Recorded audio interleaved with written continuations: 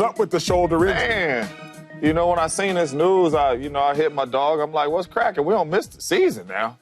And he was like, man, I'm still going through some tests and all that type of stuff. I'll be going back to New Orleans the next couple days to go through some more tests, but obviously it ain't feeling too good. Yeah. That he got to go through some tests. So, but even with Derek Carr, I think it would be smart for the New Orleans Saints to draft a quarterback, to put behind Derek Carr. You got an offensive-minded head football coach, right? You just brought him over there. He got Jalen Hurts playing at a high level. He got Dak Prescott playing at a high level. He had my man Herbert playing at a decent level. So you get an offensive mind. Then you got Chris Olave. You got Brandon Cooks. You got Raheem Shaheed. And then you got Alvin Kamara. You got Taysom Hill. You have weapons with a solid offensive line. I think it'll be a good spot for him, especially depending on what happens with my guy Derek Carr. I think the Saints would be the perfect landing spot for Shedeur Sanders for several reasons. The first reason, you have an offensive-minded head coach who always has his quarterbacks playing at a high level. Kellen Moore has commanded, I believe, 4 number 1 offenses in his short career as an NFL offensive mind. So that's number 1. Number 2, the Saints, you play in one of the weaker divisions in the National Football League. That division is up for grabs every single year. That division led by Baker Mayfield, led by Bryce Young, Shedeur Sanders, you can plug yourself and play yourself right into that division and instantly compete. And then maybe the most important thing, especially in this day and age of social media, of pressure, amongst other things, you can live in anonymity in New Orleans. We don't talk about New Orleans that often. We just don't talk about them. They're just not that relevant of a franchise. As a result, Shedeur, the microscope is not going to be on you. Shedeur, the eye goggles are not going to be on you. You can go to New Orleans, live in anonymity for a year or 2, go win 7 games, win 8 games. We're not going to sing your praises. We're not going to give you the boo birds. You can go to New Orleans and live without all the pressure that already comes with being a top 10 pick, and without all the pressure that already comes with your last name, and without all the pressure that already comes with being a quarterback in the National Football League. You got a great head offensive mind as a head coach in Kellen Moore. You have an easy division that's definitely winnable, and you can go live in anonymity. I think New Orleans would be the best fit for Shedeur Sanders. Yeah, I like New Orleans for him. And before I even go there, I think that I'm going to go on record and say this. Any team that gets Shedeur, top 5, top 10, top 15, he's a good player. He's going to do well for your franchise. So just know that. But I like the Saints because they got some playmakers, right? Going downfield, wide receivers, good running back. They do.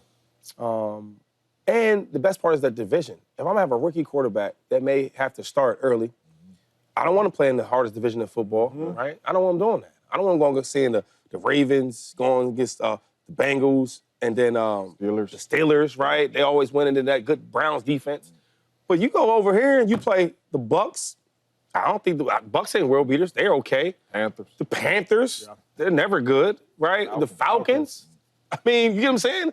Now you have a chance because even if you start out rough, them teams are probably starting out rough. Correct. Right? So now you can win a division with 9 wins because I've seen it happen with the Bucks. You get what I'm saying? So a guy like Baker Mayfield who's playing a lot better, but I think playing that division helped him out. Yeah. It grows that confidence. So I think Shedeur going to Saints would be a great pickup. And even the quarterbacks you're going against. Great point. You're not going against Lamar. You're not going against Joe Burrow. Yes. We don't know who the Steelers going to have, but you're not going against those type of quarterbacks. Who are you going against, James? You got Baker Mayfield, Bryce Young, Michael Penix. and you got Michael Penix, and then you would have Shedeur. You fit right in there. You fit right in there. And you got weapons, though. You got weapons. Really good weapons, too. With speed. Expectations, I think, change everything as well. You go to the Giants, you got to go against the Jalen Hurtses, the Dak Prescotts, the Jaden Daniels. That's going to be tough. You go to the Browns, like you said, the Joe Burrows, the Lamar Jacksons, that's going to be tough. And expectations. If you go to that NFC South, you're with your peers. Yeah.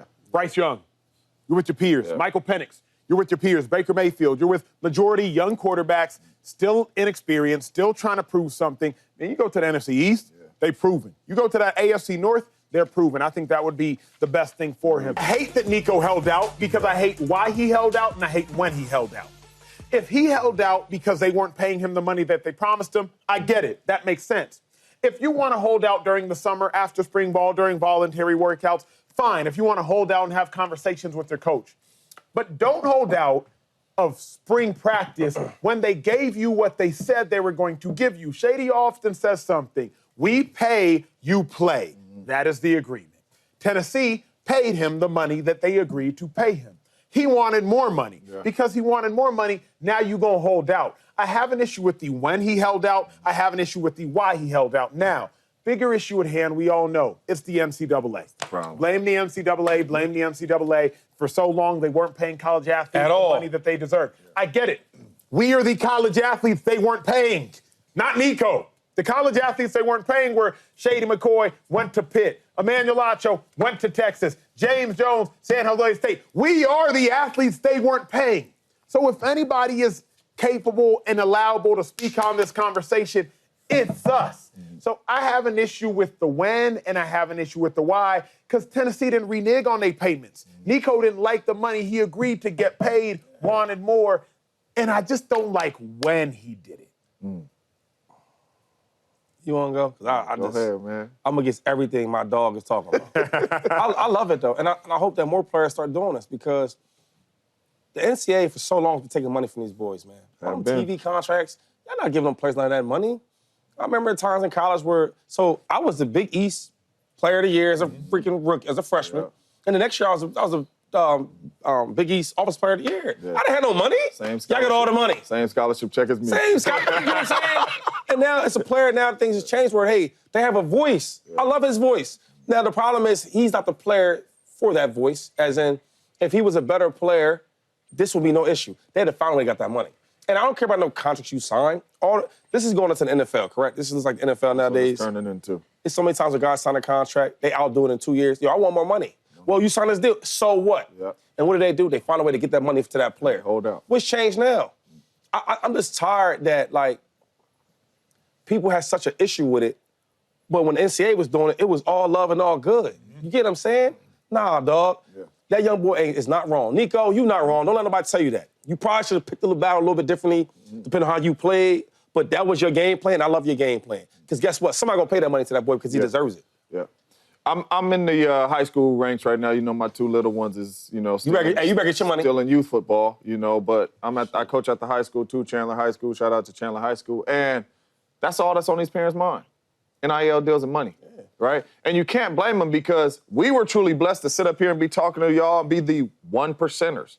A lot of these dudes might not be the 1%ers, so they are chasing all the bread that they possibly can chase right now. So I blame the NCAA. I don't put any of this on the players. If you go to a school and they say, here go $8 million, and you take a school to the college football playoffs, and the next year you say, I need a little bit more, and they say, hey, Acho, you got to go. Team first over here at Tennessee. Cool, I'll go, and I'll get $2 more million somewhere else. That's the name of the game. So I don't blame him. If anybody you blame the NCAA because there's no rules on this portal stuff. You could transfer every single year and go get your money every single year. That's just how they did the portal. And I'm not saying it's not money out there to get. I'm not blaming the kids. If it's anybody you blame them. So at the end of the day, a lot of these kids are growing up right now to where they're in these households to where their parents is telling them, go get the money. It is no team and all that type stuff right now. And you might build some brotherhood and all that, but it is no team. If I'm a star player, how much money can I make? And that's where the game is going,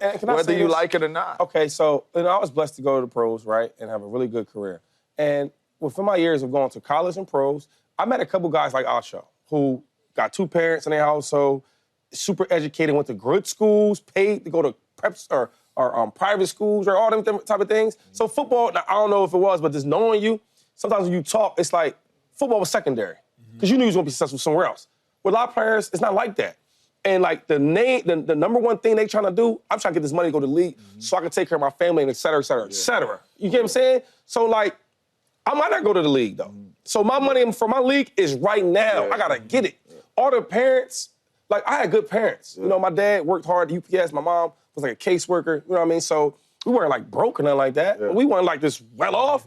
And one of my, goals that was driving me every day was I'm gonna get out the hood. I'm gonna get my mom a nice crib. So those are my thoughts. So if I wasn't an all-pro type running back, all-day running back, and I couldn't do that, but in college, I was somebody, I'm gonna get that money now. And now I could get my parents out the hood and all that with the college money. You get what I'm saying? So it's all about like when these players are doing different things, just keep in mind, there's more players that come to college, right? Especially your starters, they don't come from much. That's fair. You get what I'm saying? So if I don't come from much, why not get the money right now? And that's another touchy situation for me, too, though, because it is a lot of parents that mess it up for the kids, too, though.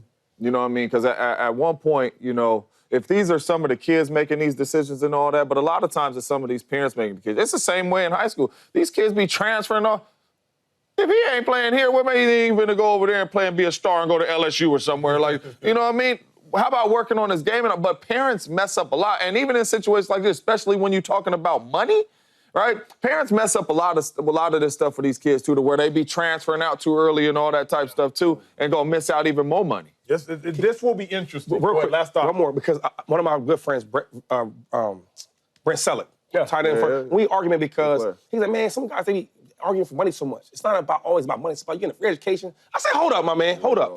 The difference between a lot of brothers and other races, right? Because I can't speak for all races, but a lot of races I've dealt with, some of my white teammates, when you make it to the league, you don't care about getting your mama a new car, a new house. They kind of already got it. They got it already. I said a lot of the black households, we hustle backwards. We pay backwards. So now I'm trying to, I got money now. Now I'm gonna give my money to my mom and dad first before I do anything for myself. We gotta fix that. And that you gotta fix it, but dog, I know. what you gonna do? I did the same thing you did, Shady. That's a real good point.